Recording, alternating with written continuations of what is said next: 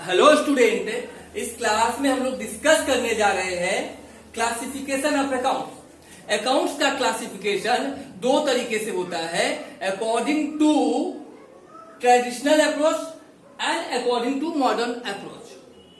तो पहले हम लोग ट्रेडिशनल अप्रोच को करते हैं। अकॉर्डिंग टू ट्रेडिशनल अप्रोच को ही हम लोग इंग्लिश अप्रोच भी कहते हैं। अभी अकाउंट्स को दो टाइप में बांटा गया है, एक होता है पर्सनल और एक इम्पर्सनल। इम्पर्सनल अगेन सब divided into two parts, real and nominal. मतलब अकाउंट को पहले पर्सनल और इम्पर्सनल को अगेन डिवाइड किया गया रियल एंड नॉमिनल। लेकिन आप लोग के दिमाग में मेनली जो अकाउंट्स का पार्ट होता है वो तीन टाइप होता है, याद रखना है।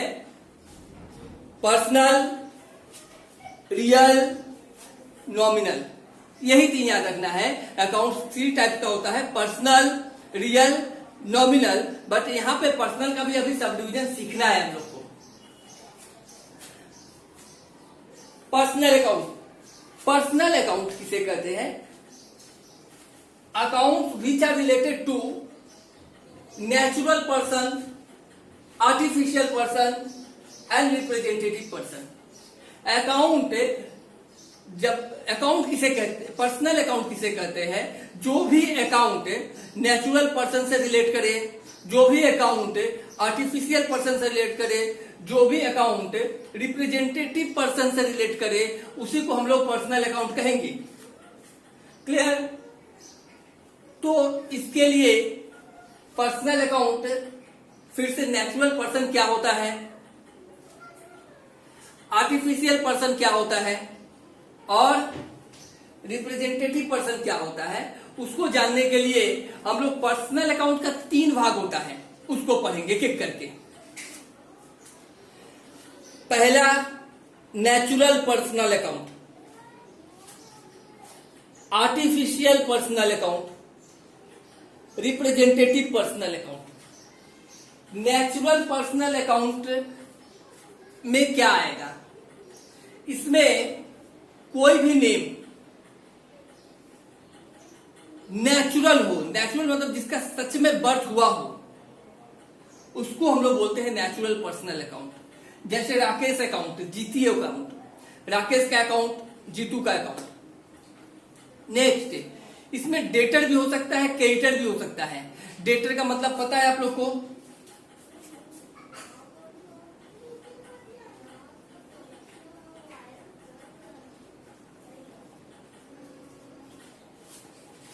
डेटर, क्रेडिटर, ये सब टर्म हम लोग डिस्कस करेंगे। अभी रफली बता देते हैं। डेटर का मतलब कस्टमर, और कस्टमर भी एक तरह का इंसान है जो कि सच में जन्म लिया है, तो इसीलिए वो नेचुरल पर्सनल अकाउंट में ही आएगा। डेटर के बाद क्रेडिटर। क्रेडिटर किसको बोलते हैं? जहां से हम लोग सामान खरीदते हैं, मतलब सप्लायर को बोलते हैं। और सप्लायर भी रमेश, मोहन, सोहन को एक नेम होगा, इसलिए इसे भी नेचुरल पर्सनल अकाउंट कहते हैं।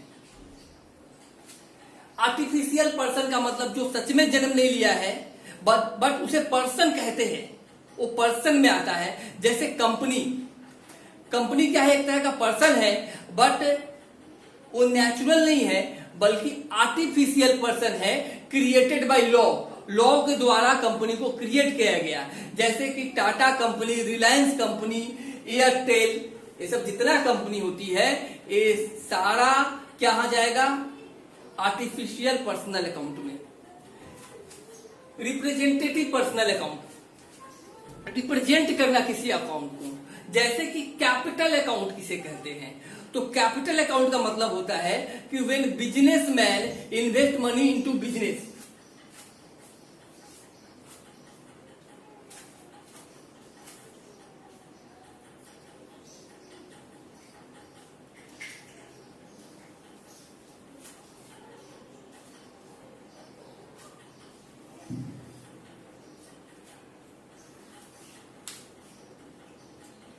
बिजनेसमैन, और यह है बिजनेस।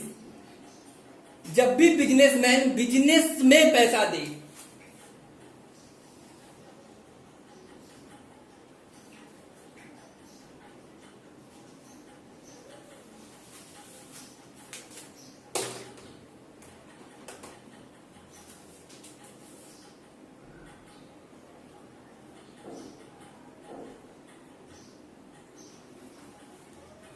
जब भी बिजनेसमैन बिजनेस में पैसा दे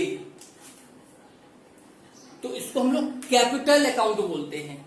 अब कैपिटल अकाउंट मानते हैं बिजनेसमैन मोहन या सोहन 2 लाख कैपिटल दिया। अब जो 2 लाख कैपिटल दिया तो कैपिटल किसको रिप्रेजेंट करता है? तो कैपिटल ऑनर्स को रिप्रेजेंट करता है, और वो भी एक पर्सन है। तो किसी पर्सन को जब रिप्रेजेंट करे कोई अकाउंट तो उसे हम लोग रिप्रेजेंटेटिव पर्सनल अकाउंट कहते हैं। Next one drawing. ड्राइंग ठीक इसका opposite.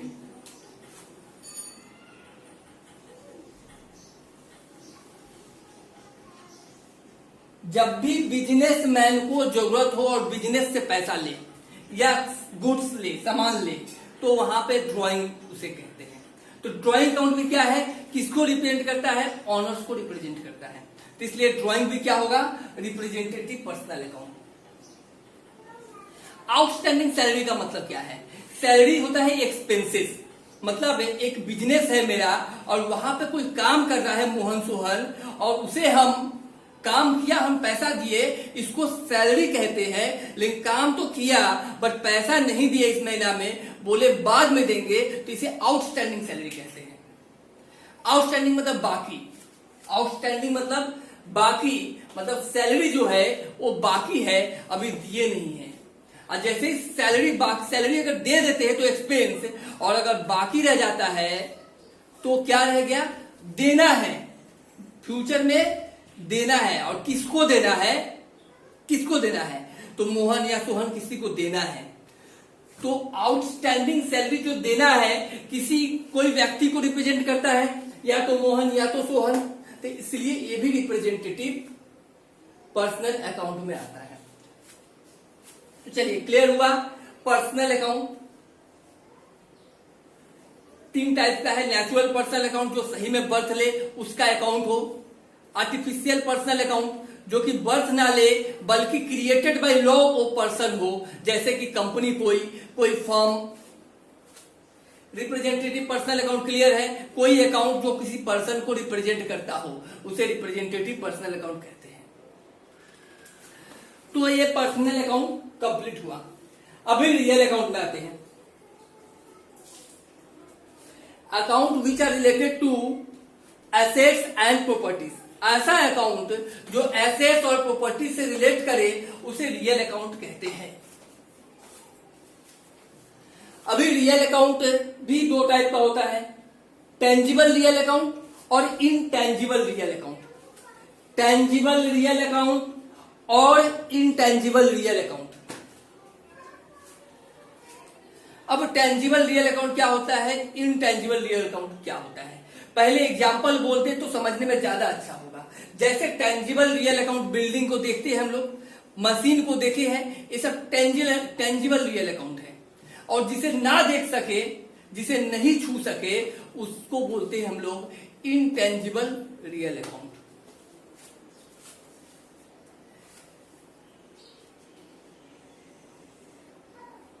Tangible real account can touch, ये ऐसा अकाउंट है जिसको हम लोग छू सकते हैं। जैसे बिल्डिंग है, बोर्ड है, इसको छू सकते हैं।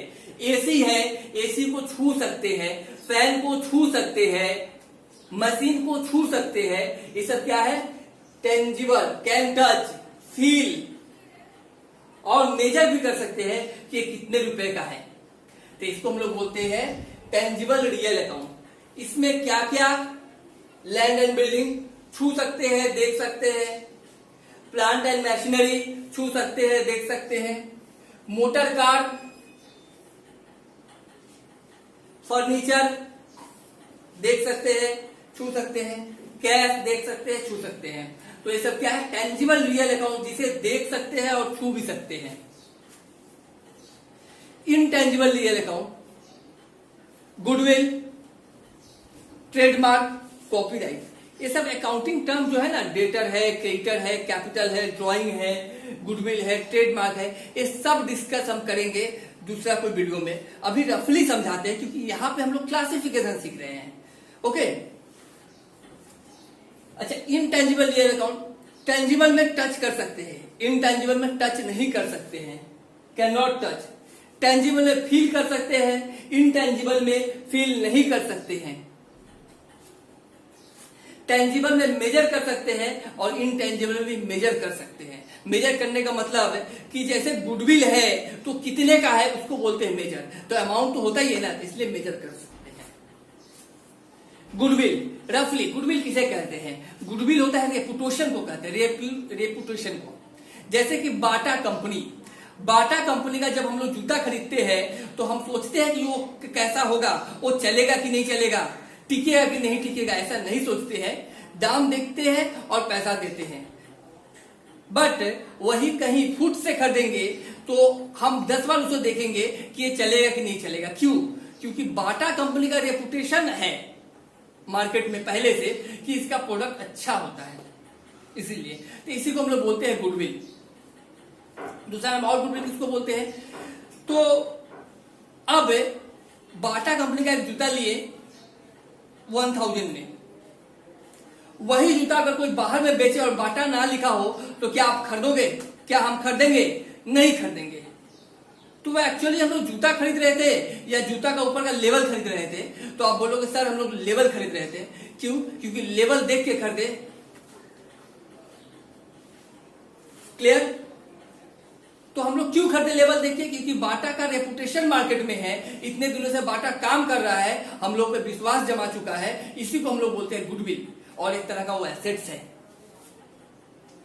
ट्रेडमार्क तो हम लोग देखेंगे कोई भी कंपनी का प्रोडक्ट आता है उसमें एक मार्क होता है, जैसे नाइक का मार्क ऐसे होता है, रिबॉक का मार्क होता है जूता में देखिएगा, तो इस तरह से मार्क होता है, उसे ट्रेडमार्क कहते हैं। वैसा मार्क और भी कंपनी कोई यूज नहीं कर सकता है, वो उसका एसेट्स है। कॉपीराइट, कोई राइटर्स अगर बुक लिखा उसको कोई देख के सेम कॉपी ना करे, उसके लिए राइटर को कॉपीराइट लेना पड़ता है। कोई भी प्रोडक्ट का कोई डुप्लीकेट ना करे, इसलिए प्रोडक्ट का कॉपीराइट लेना होता है। ये तीनों का तीनों जो एक्सप्लेन किए, ये ना दिखता है, ना ही टच कर सकते हैं हम लोग, ना ही फील कर सकते हैं। हाँ, इसको मेजर करते हैं कि कितने का है। तो क्लियर हुआ, रियल अकाउंट दो तरह का होता है, tangible real account, intangible real account. चलिए अभी आते हैं nominal account. Account which are related to expenses, income, losses, ये सब से रिलेटेड जो भी अकाउंट है उसे हम लोग नॉमिनल अकाउंट कहते हैं। जैसे कि सैलरी, पता है सैलरी का मतलब कि कोई काम करता है उसके बदले में पैसा देना, ये एक्सपेंस है। रेंट पेड भी एक्सपेंस है, रेंट पेड एक्सपेंस है। रेंट रिसीव्ड इनकम है, तो नॉमिनल अकाउंट।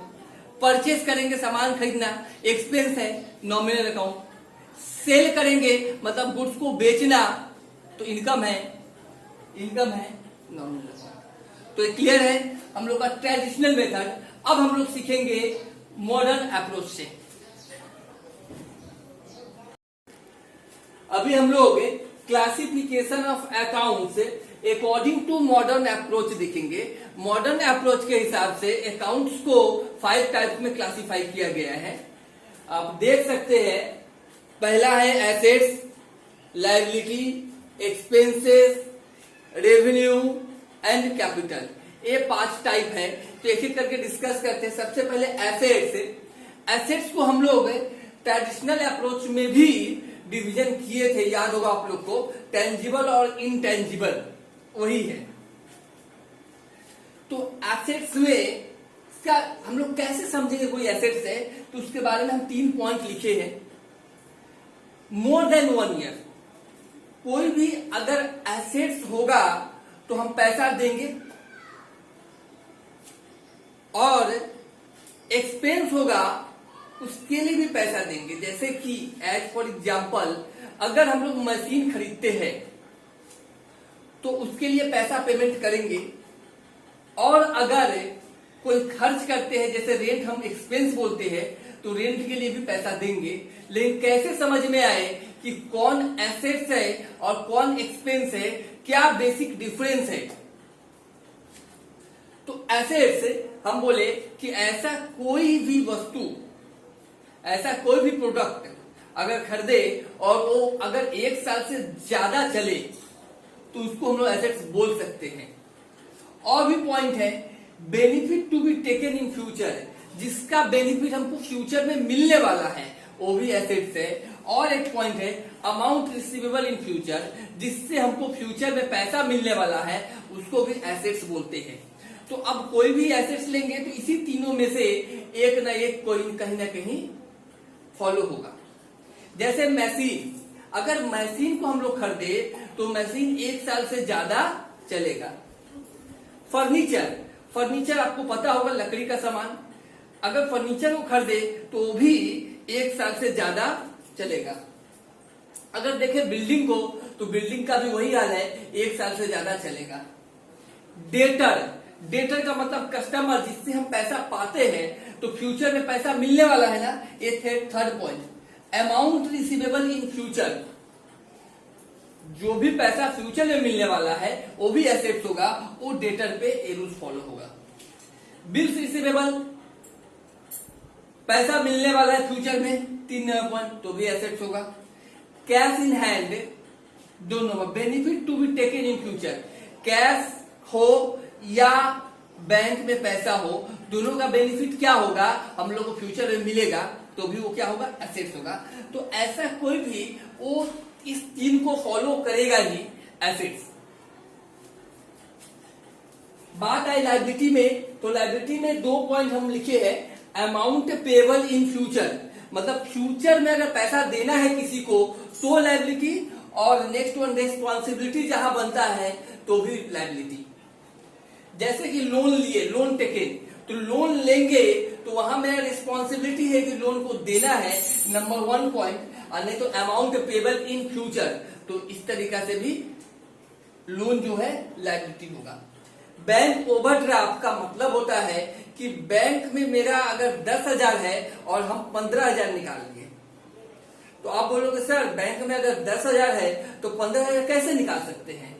तो ये बिजनेसमैन के अकाउंट होता है, बिजनेसमैन को ओवरड्राफ्ट फैसिलिटी होती है, जो कि 10,000 की जगह 15,000, 20,000 एक लिमिट तक निकाल सकते हैं लोग। तो ओवरड्राफ्ट का मतलब समझ में आया, बैंक में अगर 10,000 है, हम 15,000 निकाल लिए, तो 5,000 जो एक्स्ट्रा निकाले उसको फ्यूचर में पेमेंट करना होगा, उसको बोलते हैं लोग bank overdraft. Bills payable, future में पैसा देना, तो लायबिलिटी का मतलब क्लियर हुआ, एसेट्स का मतलब क्लियर हुआ। एक्सपेंसेस, अब एक्सपेंसेस में कंफ्यूज नहीं होना है, इसमें बेनिफिट ऑलरेडी टेकन और सर्विस यूज्ड। एक और पॉइंट इसमें लिख सकते हैं,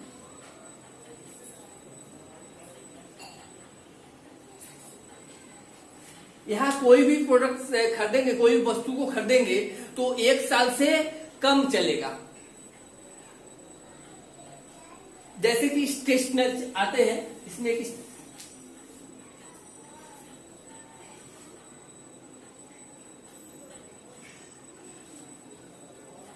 चलिए सैलरी, सैलरी का मतलब क्या होता है? सैलरी का मतलब होता है कि मेरे यहाँ पे कोई काम किया, हम उसको पैसा दिए। तो अच्छा, ये जो पैसा दिए, किसी को कोई काम किया तो हम उसको 20,000 अगर दिए, 20,000 रुपया अगर दिए, तो किस लिए दिए? वो काम कर लिया ना, बेनिफिट ऑलरेडी टेकन, मतलब वो जो पैसा दिए उस पैसा का बेनिफिट हम लोग ऑलरेडी ले लिए, इसको हम लोग बोलते हैं एक्सपेंस। लेकिन जब मशीन खरीदते हैं तो मशीन खरीदे 2 लाख का, 5 लाख का, और 5 लाख का मशीन खरीद के लाए तो उसका क्या बेनिफिट ले लिए? नहीं, उसका बेनिफिट 2 साल, 4 साल, 5 साल, 10 साल तक बेनिफिट लेंगे, इसलिए मशीन एसेट्स है। लेकिन किसी को सैलरी देंगे तो संसन हम बेनिफिट ले लिए, उससे बेनिफिट ले लिए, उसके बाद हम उसको पैसा दिए, तो एक्सपेंस है। वेजेस, तो सैलरी एंड वेजेस सेम है, सैलरी मंथली बेसिस में होता है और वेजेस जो डेली बेसिस में वर्कर काम करते हैं उन्हें वेजेस दिया जाता है। रेंट पेड, अच्छा रेंट पेड जो होता है, मेरा ऑफिस है उसका हम रेंट देंगे, तो हम उसका सर्विस ले लिए तो रेंट दे रहे हैं, तो भी क्या हुआ? एक्सपेंस हुआ। परचेज, गुड्स को खरीदना, सामान को खरीदना, तो सामान खरीदे तब पैसा दिए। स्टेशनरी, स्टेशनरी मतलब है जैसे कि स्टेशनरी होता है स्केल, पेन, पेंसिल, ये सब क्या होता है कि ये सब 1 साल से कम चलता है, इसलिए ये भी क्या है, एक्सपेंस। Next one income. तो इनकम ठीक इसका ऑपोजिट होगा। जिस तरह से हम बेनिफिट लेना वहां पे बेनिफिट दे देना। जैसे रेंट रिसीव्ड, हम रेंट रिसीव किए हैं तो रेंट रिसीव कब करेंगे हम, जब उसको हम बेनिफिट दे देंगे, घर रहने के लिए देंगे, 1 महीना घर रहा, हमको पैसा दिया, हम ऑलरेडी बेनिफिट दे चुके हैं, उसका हमको रेंट मिला, ये मेरा इनकम है। कमीशन रिसीव सेम केसेस, तो क्लियर है। कैपिटल समझा चुके हैं, when owner invest amount into business, जब बिजनेस में बिजनेसमैन पैसा देते हैं। तो ये हुआ 5 टाइप। अच्छा, एक चीज और कि हम लोग का जो अकाउंट्स का जो बेस बनेगा वो इस 5 अकाउंट पे बनेगा। मतलब कोई भी अकाउंट हो, मशीन हो, परचेस हो, सेल हो, वेजेस हो, कुछ भी कोई भी अकाउंट हो, तो ये याद रखना है कि हम लोग को इसी 5 में से कोई एक अकाउंट होगा, छठा कोई अकाउंट नहीं होता है, इसी 5 में से चुनना है। आज के बाद 11 में है, 12 में है, फर्स्ट ईयर में जाएंगे, सेकंड ईयर में जाएंगे, थर्ड ईयर में जाएंगे, सीए करेंगे, सीएस करेंगे, लेकिन याद रखना है बेस यही है कि ये 5 अकाउंट हर जगह कि कोई भी कहीं भी अकाउंट पढ़ेंगे तो हमको पता होना चाहिए कि वो जो अकाउंट है वो क्या है, एसेट्स है या वो लायबिलिटी है या एक्सपेंस है या इनकम है या कैपिटल है। मतलब हमको अच्छे से पहचानना आ जाना चाहिए। और अगर ये पहचान में आ गया तो हम लोग का ये जो ट्रेडिशनल अप्रोच था वो ऑटोमेटिक सीख जाएंगे, क्योंकि हम लोग को पता है कि एनी नेम होगा वो होगा पर्सनल अकाउंट, कोई भी एसेट्स होगा ये होगा एसेट्स रियल अकाउंट, लायबिलिटी कहाँ जाएगा, पर्सनल अकाउंट। हम एक बार लिख देते हैं,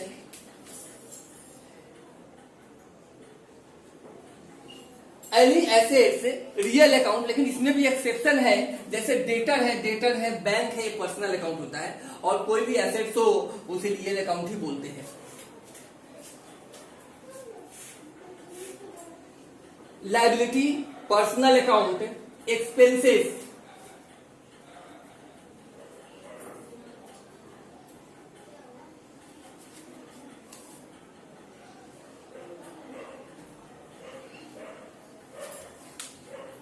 इसका मतलब अगर हमें एसेट्स, लायबिलिटी, एक्सपेंस, इनकम और कैपिटल अगर मॉडर्न अप्रोच से पहचानना आ जाए तो real account, personal account, nominal account पहचानना इजी हो जाएगा।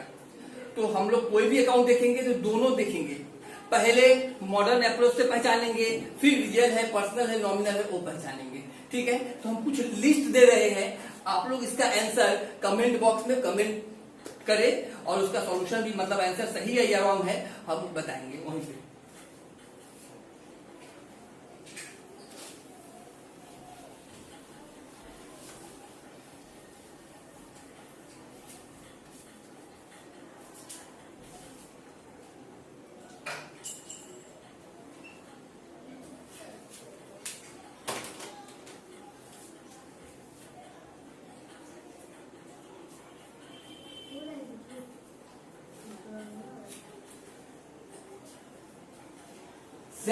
सैलरी पता है हमें,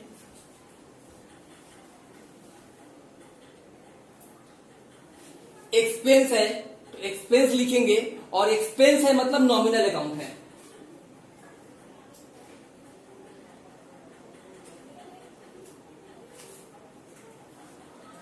इसी तरह से हम देते हैं कुछ क्वेश्चन, आपको करके कमेंट में आंसर देना है कि कौन सा अकाउंट है।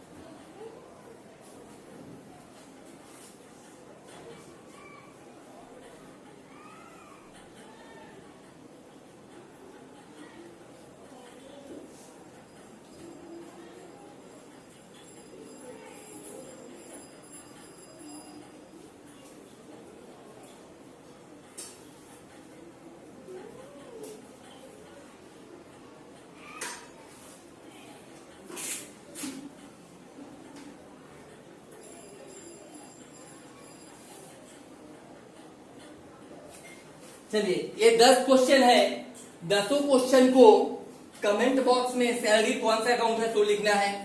रेंट पेड, सैलरी जैसे सैलरी, एक्सपेंस, पहले सैलरी फिर एक्सपेंस फिर कौन सा अकाउंट, जैसे रेंट पेड पहले एक्सपेंस है एक इनकम है वो लिखना है, उसके बाद कौन सा अकाउंट है वो भी लिखना है। ये 10 होमवर्क है, आपको कमेंट बॉक्स में इसका आंसर देना है।